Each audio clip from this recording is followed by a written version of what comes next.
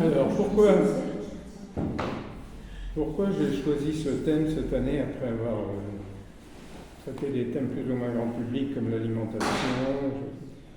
C'est parce que bon, c'est un sujet qui s'ouvre à 180 degrés, résistance, ça suppose le pluriel, et surtout je me suis rendu compte en feuilletant des revues comme la revue Percé qui publie beaucoup de comptes rendus géniaux des travaux de recherche internationaux, qu'il y avait des sources nouvelles qui étaient utilisées, qui étaient exploitées depuis au moins 20 ans.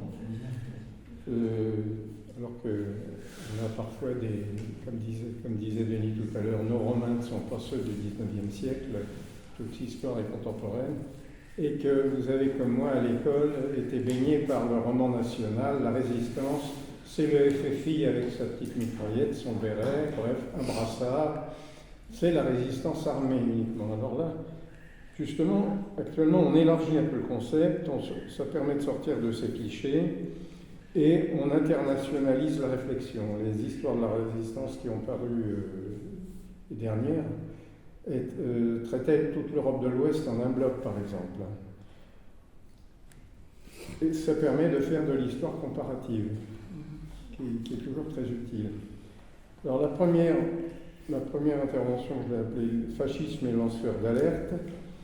Elle a ceci de particulier que elle traite d'une résistance qui se situe hors d'un conflit. Parce qu'on pense toujours, même sans penser au cliché du FFI, on pense toujours que la résistance est liée à une situation de guerre et d'occupation. Eh bien non, en temps de paix, ça peut exister, c'est ce qu'on va essayer de voir. Alors, il y a un mot qui me vient à l'esprit quand on pense aux années qui suivent la Première Guerre mondiale, les années 20 et pire encore les années 30, c'est le mot de brutalisation. On assiste à une brutalisation de la vie politique, des tensions permanentes dans les relations internationales, voilà pour la diplomatie, et pour la société civile, brutalisation de l'opinion. Je pense donc d'abord aux tensions diplomatiques qui sont récurrentes.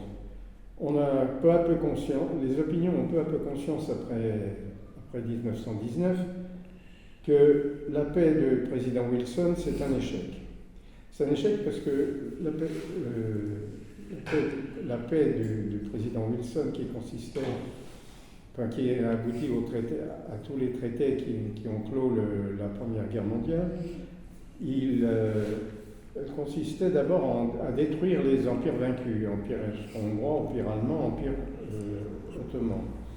Seulement, c'est la boîte de Pandore. Ces empires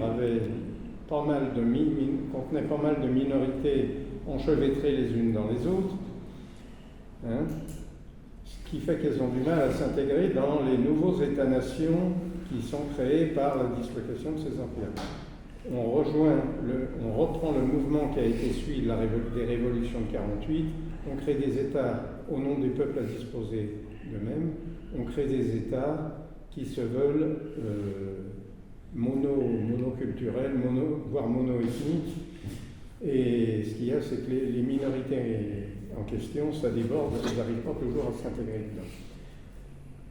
La Société des Nations sera fondée justement comme une réassurance de la paix de l'après-guerre immédiat. Et en 1925, il y a un traité général qui s'inspire de la philosophie de la Société des Nations, qui veut empêcher le retour de tout conflit ou toute tension dangereuse. C'est le traité de Locarno, signé par Aristide Briand pour la France, entre France, Allemagne, Italie, Grande-Bretagne. C'est un optimisme trompeur, parce qu'au bout d'un an, on se rend compte qu'on n'a fait qu'entériner les résultats du traité de Versailles. On n'y touche pas. Ce qui crée donc des rancunes, je vais utiliser un mot italien, irredenti, ce sont dans toute l'Europe des mouvements irredentistes, c'est-à-dire qui consistent à réclamer les terres qui sont irredente, comme on dit en italien, c'est-à-dire qui n'ont pas été remis aux pays vainqueurs qui les avaient conquis par fait de guerre. L'opinion a tendance à suivre ces mouvements irrédentistes parfois. C'est une décompensation après une expérience traumatisante. Parce qu'il faut bien se rendre compte d'une chose pour les survivants, c'est que c'est une guerre qui apparaît comme la plus violente qu'on ait jamais vécue. La première guerre de la machine, justement, ça a été l'expérimentation sur le sol américain, la guerre de sécession, où des machines se sont vues opposer à des milas qui marchaient en rang comme sous Napoléon. Ce n'est pas le déplacement qu'il faut adopter dans ce cas-là. Bonjour, madame. Bonjour. Vous avez raté que les actualités et le documentaire. Le grand film vient à peine de commencer. Bienvenue. Oui, c'est une expérience traumatisante. Quand on pense que, alors là je parlais de la mécanique, comparaison, 80% des morts ont été par les marmitages, c'est-à-dire par des bombardements d'artillerie, du moins sur le front occidental. Sur le front oriental, avant la révolution russe, les troupes tsaristes ont encore donné quelques coups de lance et coups de sabre. Bon. Et alors pour la première fois, il y a une nouvelle sociabilité qui se structure autour du souvenir de la guerre, un groupe qu'on appellera les anciens combattants, qui sont le pur produit donc de la guerre totale. Et à l'exemple des anciens combattants, il y a de plus en plus d'individus dans les classes populaires ou moyennes qui revendiquent une créance sur la société. C'est ce que j'appelle les rancunes d'après-guerre. Au plan électoral, puisque nous sommes dans des pays de suffrage universel, encore et toujours, au plan électoral, ça se traduit par une mise en cause justement du modèle parlementaire, parfois, et des aspirations au progrès qui ont été celles du 19e siècle finissant. Je rappelle que pour les historiens, le 19e siècle ne se termine pas en 1900, mais en 1914. C'est plus net comme coupure. De même que le XVIIe siècle prend fin en 1715. Bon, parenthèse. Alors c'est dans ce contexte, et à l'ombre avec en miroir la grande révolution bolchevique, qui vont apparaître des régimes extra-parlementaires et autoritaires. Je dis la révolution bolchevique, elle essaye de déborder l'ex-empire russe dans un premier temps, c'est à nouveau des révolutions avortées en Europe centrale,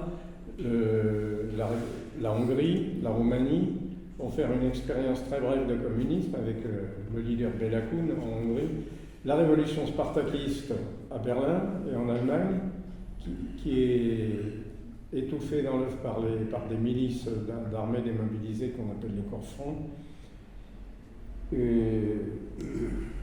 Et donc, en réaction à ces tentatives révolutionnaires avortées, vont naître des régimes parlementaires, des régimes anti-parlementaires et autoritaires.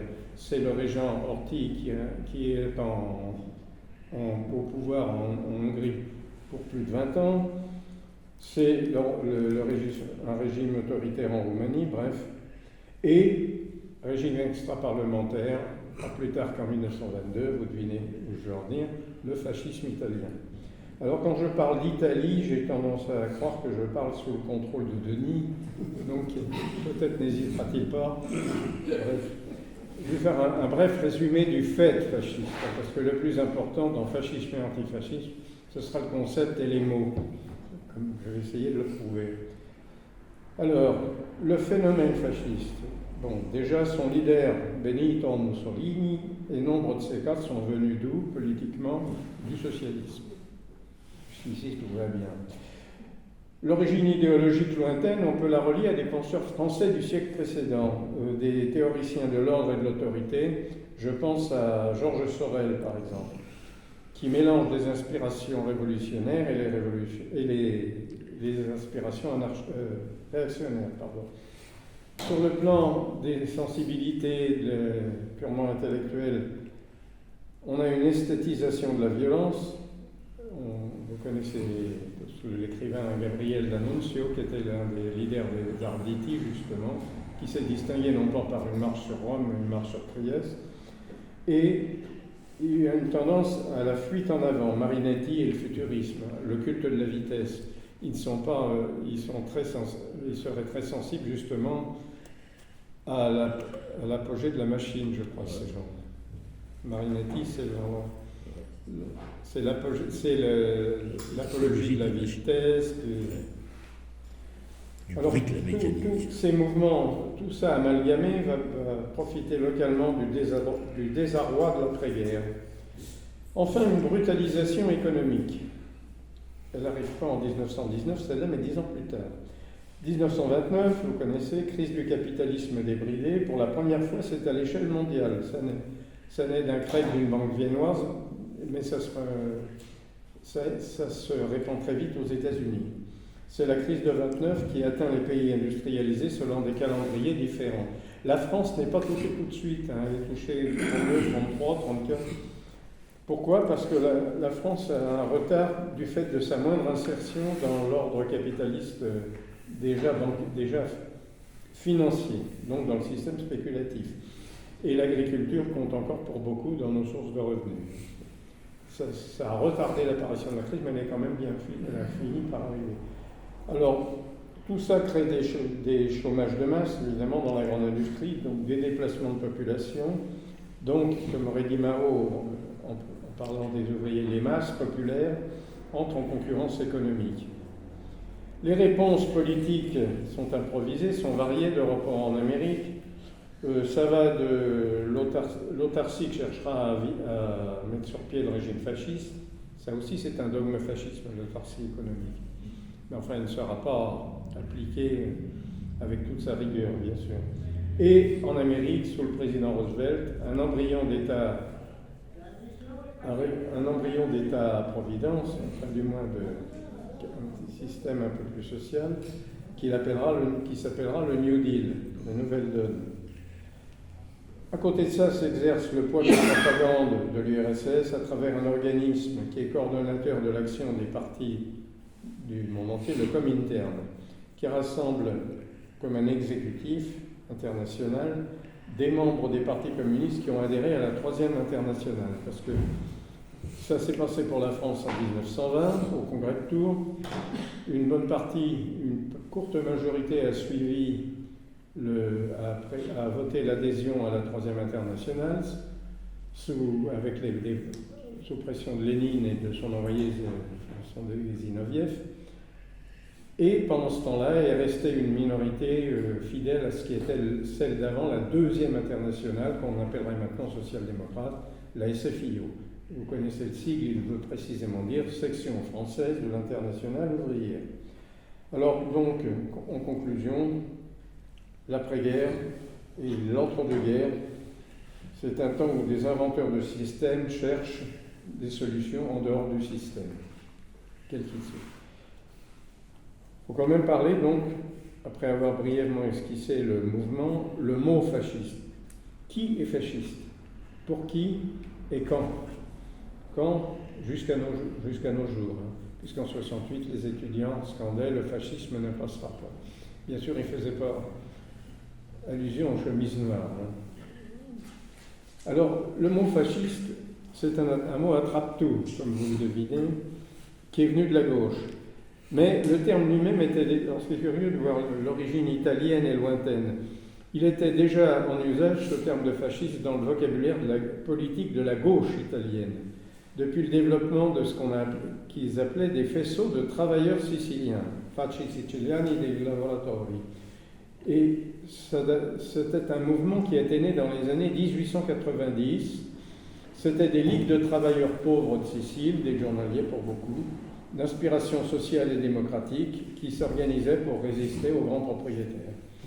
Le mot, ensuite, s'est imposé dans toute l'Italie pour désigner des regroupements à caractère révolutionnaire, qu'ils soient socialistes, syndicalistes ou tout simplement républicains. L'Italie étant une monarchie à l'époque, je vous rappelle. Ou simplement prennent le terme de faccio, des ligues formées en vue d'atteindre une revendication ponctuelle commune. Voilà. Très générale du temps au temps, Alors, les statuts, justement, du premier faisceau, le faisceau d'action révolutionnaire, ont été déposés à Milan le 6 janvier 1915. Et ils définissaient le faisceau, vous allez voir que c'est un petit peu romantique, c'est pas très rigoureux comme définition, de libres agrégations de subversifs de toutes écoles et doctrines politiques qui croient trouver dans le moment présent et dans celui qu'il suivra J'aime la précision. La combinature de ma vie. Et dans celui qui suivra immédiatement, un champ favorable à la fécondation des idéaux révolutionnaires. Je crois qu'un chat n'y retrouverait pas ses pieds. On a l'impression des cruciverbistes quand ils définissent l'anarchie. Oui. Ils s'en sont à peu près là. Voilà. Article 1er, il n'y a plus rien. Article 2e, personne n'est chargé de l'exécution du précédent article. Alors Mussolini fait un premier usage de l'adjectif fasciste dans la première annonce de rassemblement du faisceau, le sien, le 24 janvier 1915, en pleine guerre. Le mouvement fasciste, dit-il, est né entre la moquerie et l'hostilité du Parti socialiste. Voici un ennemi désigné. L'adjectif fasciste est repris à la création du Parti national fasciste, le vrai, le seul, le 9 novembre 21, Partito Nazionale Fascista, qui utilise cette fois explicitement comme symbole le faisceau de licteurs, en référence à la Rome antique qui maintenant doit servir de modèle à la future Italie. Effectivement, le faisceau de licteurs. Et en France? Eh bien, en France, le mot est d'abord utilisé par les correspondants de presse, ou la radio, pour désigner justement les adhérents italiens du fascisme, et il se crée aussitôt son antithèse, les Français étant des gens pratiques qui aiment bien classer, l'antifascisme. Alors, il y a des fascistes en Italie, mais donc, quand on est contre, on est antifasciste. Et le concept va désigner d'abord les opposants au régime de Mussolini, qui ont fui l'Italie et qui font souche dans la région de Menton.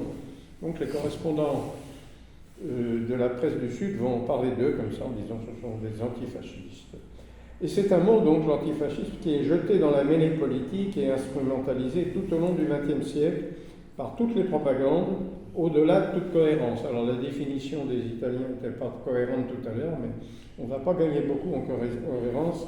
En tout cas, les deux termes de fasciste et antifasciste vont se féconder, se fortifier mutuellement. Et il y a une force en particulier qui y contribuera, parce qu'elle fera son miel tout au long de son existence, c'est l'internationale communiste, dont j'ai parlé, qui est issue de la révolution de 1917. L'utiliseront donc également tous les partis qu'elle contrôle, étant donné que les résolutions de l'internationale communiste sont valables et ont force de loi pour le monde entier, y compris jusqu'à la terminologie. Il ne faut mieux pas se tromper, il ne faut mieux pas appeler révolutionnaire quelqu'un qui ne l'est pas. Là, on est dans un monde plus précis pour lequel la terminologie compte énormément. Pardon, comment on prononce fascisme en italien? Faccio, fascista. Fasciste. Parce que le SC, ça fait che. Et à Clermont-Ferrand, on parle des fascistes. Oui, parce que parfois on entend fasciste. Comment? Parfois on entend fasciste. On entend fasciste, oui. Non, ça vient en italien, c'est pas ça. Oui, bien sûr, c'est pas ça. Enfin, il y a des gens qui... Oui, c'est comment en français en italien? C'est fasciste. Oui, c'est fasciste, voilà. Les SC. Oui, le SC. Avec des petits diminutifs, facho, fascistes, c'est ceux qui étaient. Les Français y ont donné des petits diminutifs charmants, facho, faf, voilà. Alors, le fascisme international, pour les communistes, le fascisme international est d'emblée confondu avec, je cite, l'offensive politique de la bourgeoisie. C'est une catégorie politique, mais elle est déjà expansive. Le 19 décembre 1922, l'Humanité consacre un article au fascisme en Bavière. On dit, ah bon, déjà? Et au Mussolini allemand. Alors, on ne pas penser qu'ils ont 10 ans d'avance sur la prise du pouvoir par les nazis. C'est un article qui faisait allusion au putsch d'Hitler dans la brasserie de Munich, en 22. Alors, spontanément, la comparaison se fait. Le fascisme en Bavière, et c'est un Mussolini allemand, ce petit agitateur à moustache. Voilà. En tout cas, on dit c'est un démagogue très adroit. Et voilà. Ce qui est propre aux communistes, donc, c'est l'invention contre ce redoutable fascisme polymorphe d'un antifascisme qui est à la fois un cadre de mobilisation qu'il contrôle et un signe de ralliement contre tout adversaire amalgamé, stigmatisé. Donc entre 1922 25 et 22 même, et 1933, prise du pouvoir paritaire, va dominer l'amalgame. Faute de vrai fascisme, on s'en prend aux socialistes. Pourquoi les communistes s'en prêtent aux socialistes de la SFIO en France? Parce que c'est le principal obstacle à leur implantation.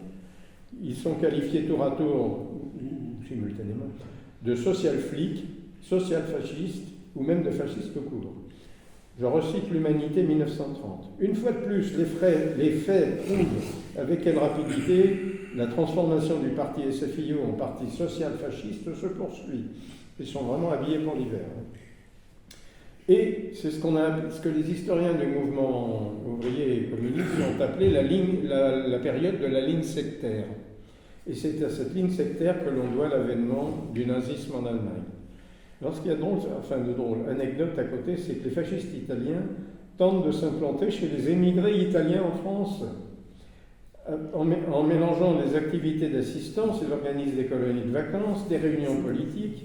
Alors, c'est des tentatives qui se multiplient dans les zones de forte présence italienne, à Paris où, en août 23, il y a même un Faccio di Parigi qui est fondé, on croit rêver, en Lorraine, dans l'Isère, à Marseille et dans les Alpes-Maritimes, ce qui provoque des réactions qui vont importer en France la lutte entre fascistes et antifascistes.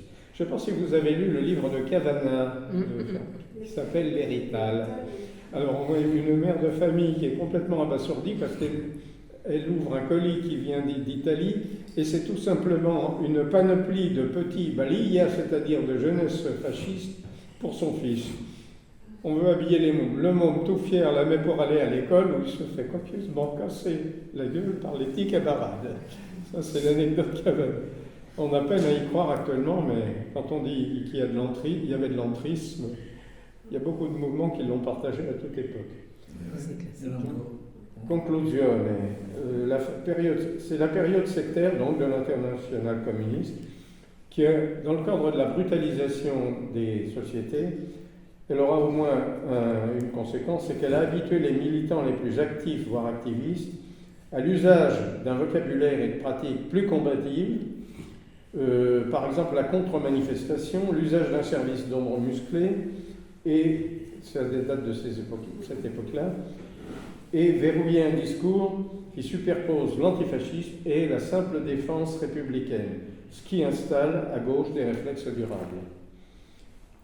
Je dis que c'était la période sectaire. Il va y avoir un virage, heureusement. L'internationale communiste va se rendre compte qu'il faut tirer la leçon de la ligne sectaire, qu'elle a privé dans chaque pays le mouvement communiste de ses alliés presque naturels, les sociodémocrates, tout ce qui est antifasciste, et qu'elle a permis l'arrivée au pouvoir du nazisme en Allemagne. Renversement de stratégie à 180 degrés, Staline préconise la formation de fronts populaires et de blocs de lutte antifascistes étendus bien au-delà des communistes et de leurs alliés immédiats, ce qu'on appelle des compagnons de route. Alors ça peut être des gens de centre-gauche, après tout il y avait des radicaux dans le Front populaire, des socialistes montins bien sûr, des différentes tendances social-démocrates, et des chrétiens progressistes qui quand même étaient émergents à l'époque, enfin depuis Marx, bien sûr. Donc on assiste à la naissance de comités de vigilance à l'initiative d'intellectuels reconnus. Alors là, ça pose un petit problème. Est-ce qu'on peut assimiler, comme je vous l'ai dit au tout début, cette vigilance antifasciste du temps de paix, qui ne se fait pas à l'ombre d'une occupation, est-ce que c'est une résistance avant la lettre? De fait, elle émane de courants qui identifient en général tous les régimes totalitaires et le risque de guerre comme étant proche. Elle lutte contre les avatars du fascisme et de toute idéologie réactionnaire qui lui sont assimilées en France. J'ai bien assimilé, même quand elles n'ont pas qu'en rapport. Comme par exemple l'Action française, la Ligue des Croix de Feu, des choses comme ça. C'est un amalgame, ça aussi. Si on est extrêmement rigoureux, ça. Elle défend la sauvegarde du modèle de démocratie parlementaire. Donc, il n'y a pas de confusion, d'inexactitude à affirmer que la lutte de temps de paix, c'est un acte de résistance incontestable. Je dirais même qu'on peut parler d'une résistance préventive. Vous verrez qu'il y a des formes de résistance qui se poursuivent après une guerre. Ce n'est pas la première fois qu'on a eu une résistance de temps de paix, de temps de paix plus ou moins généralisée. En France, il fallait une commotion politique pour déclencher le processus et la création de ces comités. Elle arrive avec l'émeute du 6 février 1934, dont vous avez quand même entendu parler. Alors les causes, corruption du milieu parlementaire, il y a des scandales sensationnels à l'époque vraiment hantés comme celui de l'escroc Stavisky qui a escroqué le crédit municipal de Bayonne pour 200 millions. Le limogeage du préfet Jean Chiappe qui est favorable aux ligues d'extrême droite et ça ne leur plaît pas du tout, donc elle manifeste. Et cette émeute du 6 février va mêler l'Action française, les Croix de Feu, avec des mouvements combattants de toute tendance, même modérés. Les Croix de Feu étant d'ailleurs un mouvement largement composé d'anciens combattants. Cette manifestation du 6 février fera 2 répliques, comme on dit pour un tremblement de terre, une semaine après, et le tout 30 morts. Vous avez bien sûr à la télévision vu les images d'époque, quand on voit le pont de la Concorde qui est bloqué, que les gendarmes, les gardes mobiles à cheval chargent la foule, parce que les services d'ordre n'ont qu'une peur, c'est qu'ils marchent sur la Chambre et qu'ils veuillent vraiment envahir l'Assemblée nationale. Les morts, c'est le 6 février 1934. Et plus les deux annexes, si je puis dire. Les manifestations de droite de février feront 30 morts. Et un mois après, le 6 février, donc le 6 mars, fondation du comité de vigilance antifasciste et contre-manifestation de gauche. Alors, l'initiative de ce comité du CVIA, Comité de vigilance des intellectuels antifascistes, revient à un haut fonctionnaire, un auditeur de la Cour des comptes, Pierre Jérôme, qui contacte la CGT tout de suite et le syndicat national des instituteurs. Donc, hormis le petit noyau d'intellectuels, les premières troupes sont syndicales. Le CVIA est créé sous le patronage de 3 personnalités emblématiques de la diversité de la gauche, vous allez voir. L'ethnologue Paul Rivet, socialiste, qui sera dans le réseau de résistance du Musée de l'Homme pendant la guerre, quand on a fait ce réseau implanté donc justement au Musée de l'Homme, Trocadéro. Le philosophe Alain, radical, c'est assez rare même quand on voit un brillant intellectuel opter pour un mouvement aussi modéré. Je ne les ai pas vus comme ça tout au long du siècle. En général, ils se prononcent pour du plus virulent. Et proche du communiste, un grand bonhomme dans le monde de la science pure, le physicien Paul Langevin. Sur 37 membres fondateurs, 8 enseignants universitaires, 6 syndicalistes et 9 non inscrits, si j'ose dire, mais futurs résistants. Vous remarquez qu'en rassemblant dès mars 1934 les 3 grandes familles de gauche, le CVIA peut apparaître comme un précurseur du Front populaire au niveau des sensibilités. Tout le monde y est. Le texte fondateur du CVIA, c'est un manifeste qui s'appelle « Aux travailleurs », qui appelle à défendre ce que le peuple a conquis de droits et de libertés publiques. Il va recueillir en quelques semaines 2300 adhésions et à la fin 1934, plus de 6000 signataires, professeurs et instituteurs, écrivains, journalistes, ça mérite bien son nom, comité des intellectuels. Mais les dissensions vont venir vite, dès 1936, parce que coexistent deux groupes de courants des courants qu'on peut diviser en 2 catégories. Les antifascistes de réaction qui veulent que la France se défende contre les régimes extérieurs et belliqueux, et le pacifisme, qui est quand même un grand courant, surtout chez les anciens combattants. Le pacifisme qui est même majoritaire dans le milieu enseignant, et bien sûr la franc-maçonnerie qui le baigne assez souvent à cette époque. Les partisans de la fermeté face à Hitler, en 1936, Hitler commence à montrer les crocs. Il vient de réoccuper militairement la Rhénanie. Donc, il y a d'un côté les partisans de la fermeté face à Hitler, même au prix d'une guerre, qui vont quitter le comité en 2 temps. D'abord, en congrès de juin 1936, la minorité menée par Langevin, qui prône la fermeté face au dictateur, elle quitte la direction. Le clivage va se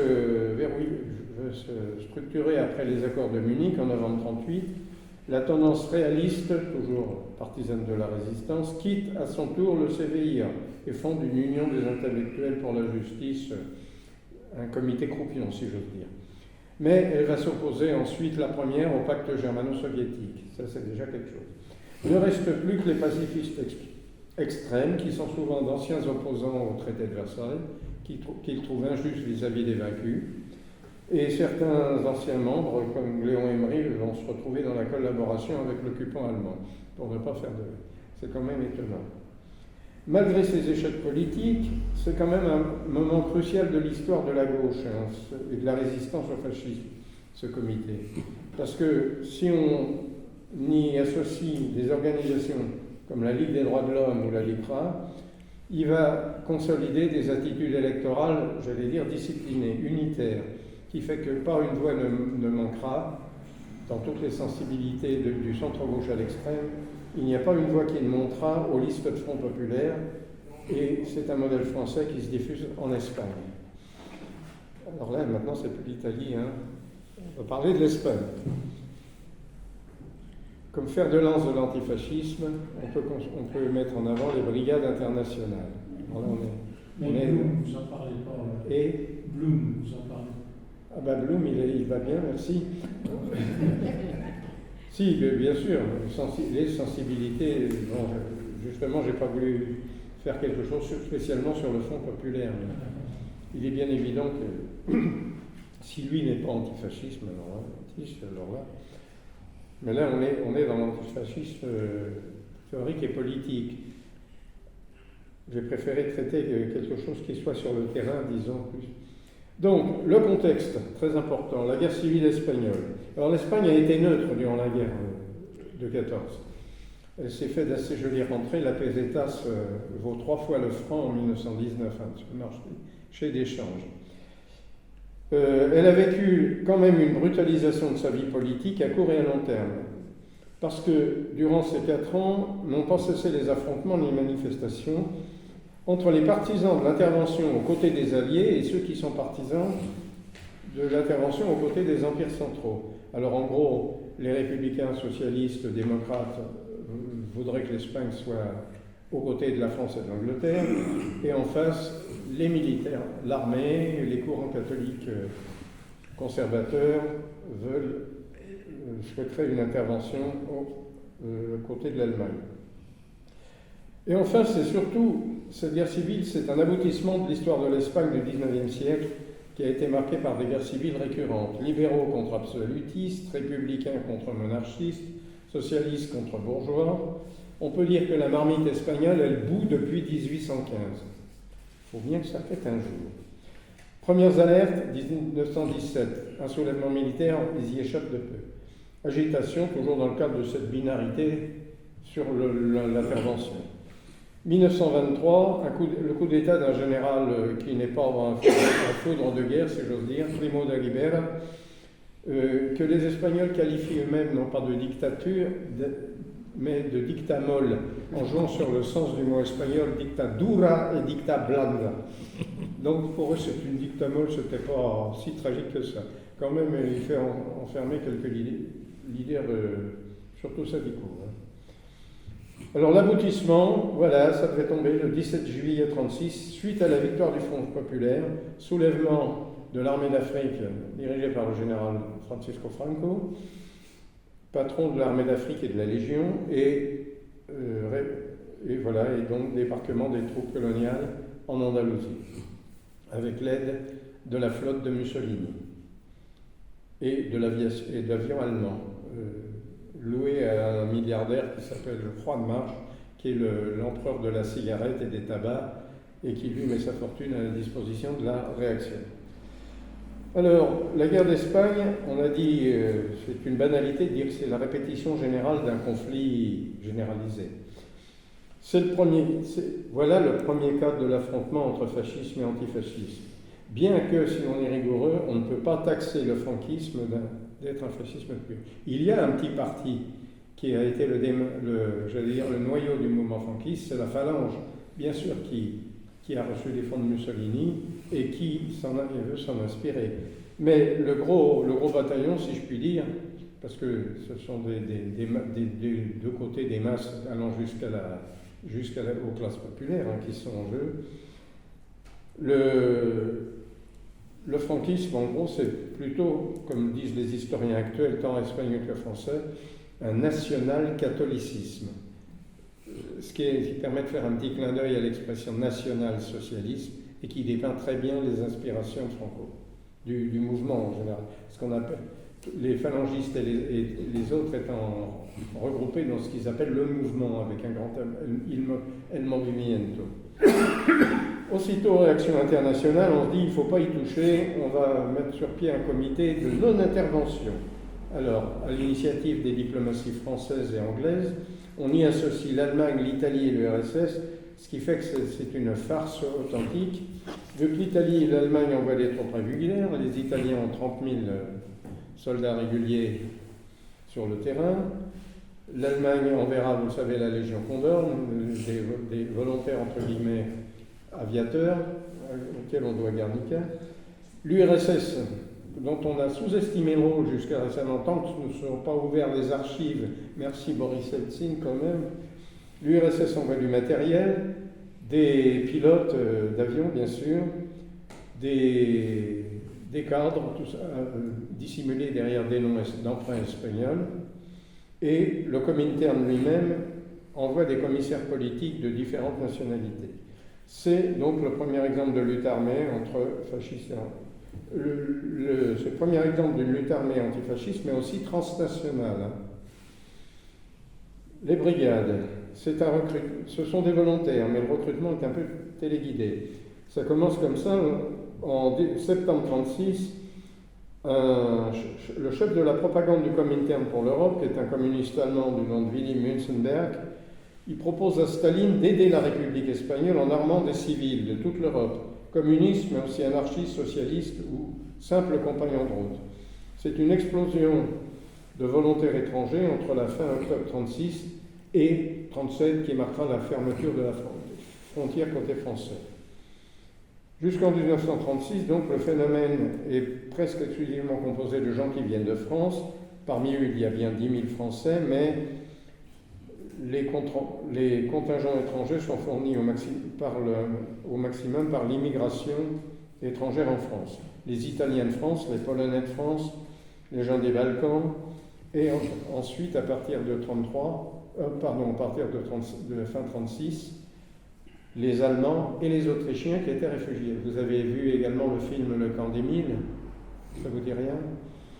Parce que tous ces antifascistes allemands, par exemple, ont été, à partir de 1939-40, la guerre, ont été suspectés et internés dans des camps, comme l'avaient été les derniers représentants des brigades d'ailleurs.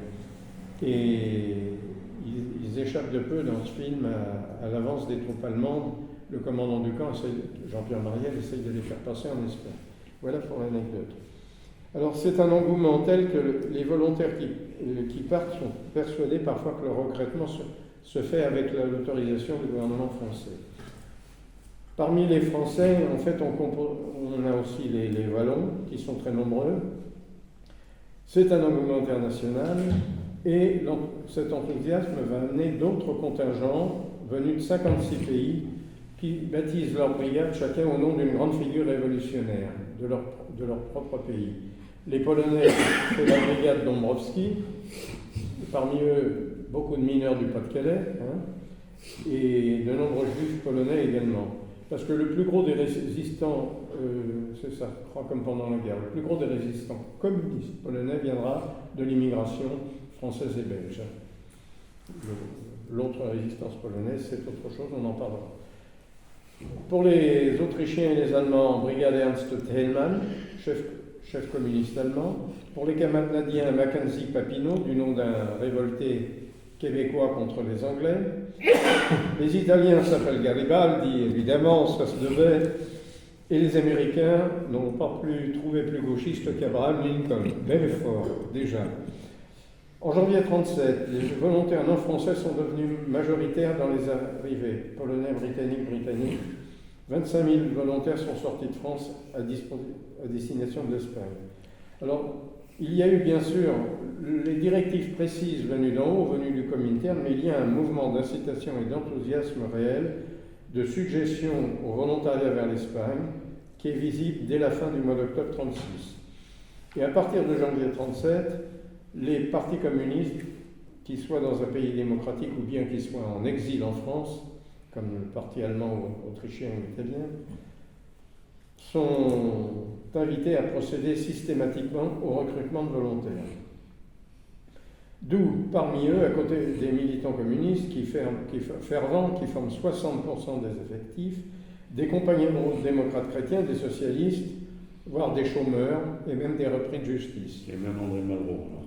Et même André Malraux, qui n'a jamais mis le pied dans un zinc, évidemment. Il a le vertige. Le PCF invite de son côté chaque niveau de l'appareil à fournir des cadres politiques, et le quartier général des brigades, international, est établi dans la région de Valence, mais à l'intérieur des terres, à Albacete, où vont se regrouper également les délégués du Comintern et du NKVD, ancêtre du KGB soviétique. Le tout sous la férule d'un militant légendaire qu'on a appelé le mutin de la mer Noire, André Marty, communiste français. Alors André Marty, était un marin qui, lors de la Révolution de 17, quand les Français et les Anglais envoyaient des troupes pour soutenir la réaction en Russie, quoi, les troupes blanches, qu'on a appelées les troupes de Russes blancs, eh bien André Marty avait pris la tête d'une rébellion de son cuirassé. Il est là pour faire la chasse aux trotskistes déjà, aux C'est pour ça qu'il a été surnommé le boucher d'Albacete. Il était surnommé le boucher d'Albacete. Et alors justement, il est là pour faire la chasse aux trotskistes, aux anarchistes, et il va procéder, sur ordre de Moscou, à quelques épurations vigoureuses. Sa qualité, on l'a appelé le boucher d'Albacete, et sa qualité de bourreau stalinien est encore débattue par les historiens. Mais on croit de plus en plus qu'il n'y a pas photo. Encore une fois, les archives se sont ouvertes. Gorbatchev et Eltsine avaient, pendant une courte période, Poutine a refermé, mais il y a eu une période bénie pour les chercheurs qui a permis de grands renversements de perspective à l'effondrement du RSS. Alors, fermeture de la frontière donc en février 1937, le flux des arrivées d'étrangers s'effondre, restent les Américains, les Canadiens et les Tchèques quand même, qui maintiennent le niveau relatif. La fin a lieu du fait du gouvernement espagnol. Pour donner des gages au comité de non-intervention, le Premier ministre Juan Negrín décide de démobiliser les brigades internationales pour être bien dans la ligne de la non-intervention. On appelle ça un bis. Je ne sais pas comment on dit bisounours en espagnol, bien que je le parle un peu quand même, mais c'est quand même un peu gros. En 1937, donc, les brigades auront eu le temps de participer aux dernières grandes batailles de l'armée populaire de la République, la bataille de l'Aisne, du Rahama. On ne voit pas qu'elles aient apporté une supériorité militaire quelconque. Et surtout, elles aussi, elles vont jouer l'épuration. Elles auront été partie prenante dans les combats de Barcelone, qui sont un peu une guerre civile à l'intérieur de la guerre civile, entre anarchistes, trotskistes et staliniens. Parce qu'elle est là, la ligne de fracture du camp antifasciste, entre les staliniens et tous les autres. Pardon. Au total, donc, 40 000 volontaires étrangers sont venus combattre pour la République espagnole, dont 35 000 dans les brigades internationales.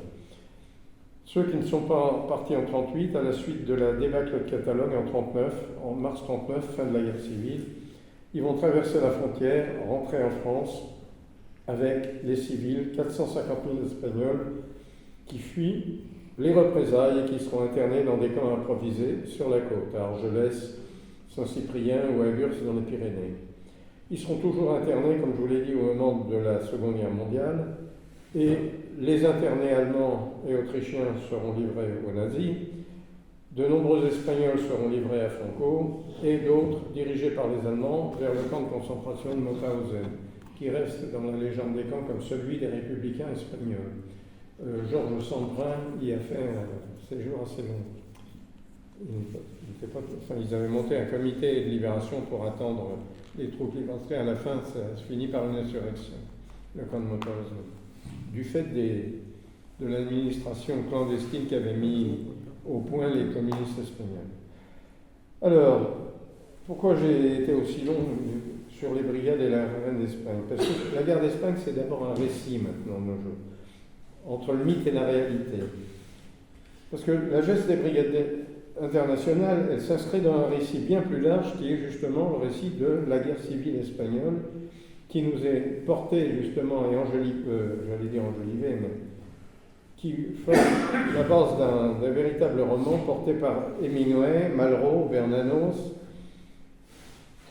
les photographies de gens aussi célèbres que Robert Capa. Ce sont des clichés de légende véritablement, comme celle du milicien qui est pris en photo au moment où il va s'effondrer. Gerda Taro, qui était la compagne de Robert Capa également. Il y a des photos qui font partie maintenant de notre patrimoine commun européen. Les tableaux de Picasso, bien sûr, le Guernica.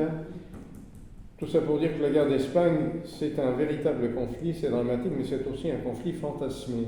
C'est toujours intéressant de voir l'image d'un fait historique. J'essaye de voir ce qu'on peut en dire toujours de probant. La guerre d'Espagne, c'est un déluge de feu et d'images, comme a dit justement Malraux, qui vont s'entremêler dès le départ. Projection, fantasme, réalité, mélange. Chaque camp se représente lui-même à coup de propagande, ce qui rend son histoire sensible à la formation des mythes. Il y a des centaines d'écrivains en dehors des grands qui s'emploient à donner à ce conflit espagnol des lettres de légende et surtout à construire son récit selon une temporalité qui est presque contemporaine de l'événement. C'est toujours, là aussi, c'est de l'histoire en temps présent, ce qui est toujours gênant. Le statut de berceau de l'antifascisme de la guerre d'Espagne, il a bien sûr existé jusqu'à ce qu'il soit éclipsé dans sa dimension internationale par une autre mémoire qui est celle de la Seconde Guerre mondiale. Et au plan interne, depuis que l'Espagne a recouvré la démocratie, le statut mémorial de la guerre, il est débordé par les enjeux actuels, qui sont plutôt d'éradication des symboles franquistes. Vous êtes au courant qu'en Espagne, il existe des mouvements de récupération qui commencent par ouvrir des chantiers de fouilles partout où on repère une éventuelle fosse commune de massacres franquistes, et c'est à usage purement interne maintenant. Et hors d'Espagne, nous-mêmes, nous sommes habités par ces mêmes références, Guernica, Malraux, alors, de l'autre côté, les clichés comme l'Alcazar de Tolède, le non passaran. Les étudiants de Nanterre en 68 levaient le poing en criant non passaran, ce qui est un petit peu limite comme décence. Et c'est un récit qui est en place dès les années 30, tout ça. La guerre d'Espagne, c'est depuis longtemps devenu un produit culturel, hélas. En conclusion, l'identification du fascisme, ou l'identification, comme vous voulez, comme cause d'une nouvelle guerre qui pourrait surgir sur le sol européen, c'est au moins la certitude que partagent tous les courants politiques de gauche, des sociaux-démocrates aux chrétiens, en pensant bien sûr, par les communistes, après 1933, une fois qu'ils ont tiré les leçons de leur inconscience politique des années 20. Ce qui va différer, ce sont les réponses intellectuelles et politiques. Alors déjà, celles des chancelleries, des puissances victorieuses. Les puissances victorieuses de 1918, au premier chef, c'est la France et l'Angleterre. Est-ce qu'elles vont être à la hauteur de cette montée du fascisme? Alors, quand on examine la diplomatie de ces années-là, ça ne traduit pas une belle identification, une identification correcte du totalitarisme. En effet, pour le lobby des diplomates de Londres et de celui du Quai d'Orsay, qui correspondent activement, il y a entre eux des osmoses, presque de classe. C'est la même catégorie dont ils sont issus, ces diplomates. Alors pour eux, le totalitarisme, il n'y en a qu'un, c'est le bolchevisme. Et ça va se poser, pourquoi la France n'est-elle pas intervenue à l'aide, malgré Léon Blum qui le souhaitait, pourquoi la France n'est-elle pas intervenue aux côtés des républicains espagnols? C'est qu'à l'époque, le Quai d'Orsay il y avait quelqu'un dont on peut dire qu'il prenait presque ses ordres, en tout cas qui était très sensible aux inspirations du Foreign Office britannique, c'est Alexis Léger qui a fait une belle carrière de poète sous le nom de Saint-Jean-Perse ensuite, prix Nobel. C'était vraiment l'homme des Anglais au Quai d'Orsay. Et ça a compté pour influencer évidemment le cabinet Blum de ne pas aller fourrer ses pieds de l'autre côté des Pyrénées. Et ça a donné la stratégie. Cette même mollesse des diplomaties françaises et anglaises va donner Munich ensuite. Parce qu'on influencera ensuite le cabinet de Daladier. Alors donc ça empêche de donner lieu à un mode de riposte effectif au totalitarisme à l'échelle européenne. D'un autre côté, est-ce qu'on peut parler d'échec des mouvements intellectuels comme le comité de vigilance? Au moins il aura suscité une action de sensibilisation qui est loin d'être vaine.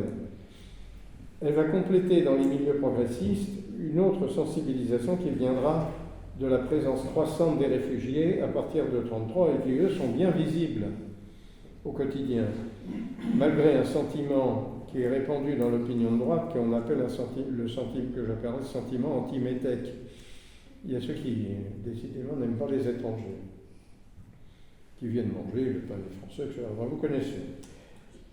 Les combats antifascistes, bien sûr, ils vont trouver leur prolongement dans les résistances de tous les types pendant la guerre, soit la résistance organisée, que j'appelle la résistance organisée, c'est-à-dire à finalité de combat, but militaire ou non, et la résistance également spontanée dans la société civile, qui peut être purement intellectuelle. Par exemple, quand on trace un V sur un mur avec une croix de Lorraine, c'est ce que j'appelle la résistance spontanée de la société civile. On en parlera.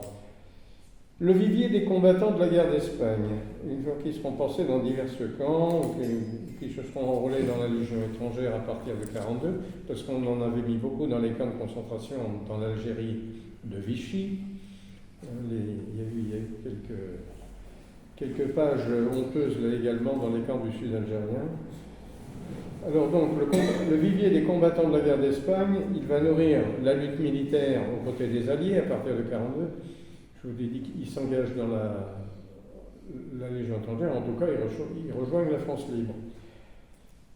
Et surtout, ils vont s'occuper de ceci est valable pour les Français, mais également pour des Belges, des Scandinaves et surtout les Polonais et Tchécoslovaques. Et surtout, la lutte clandestine dans l'Europe, à partir de 1941, avec le pacte germano-soviétique. Il y a de grands noms de la résistance également, et de la libération de la France, qui sont issus de ce vivier.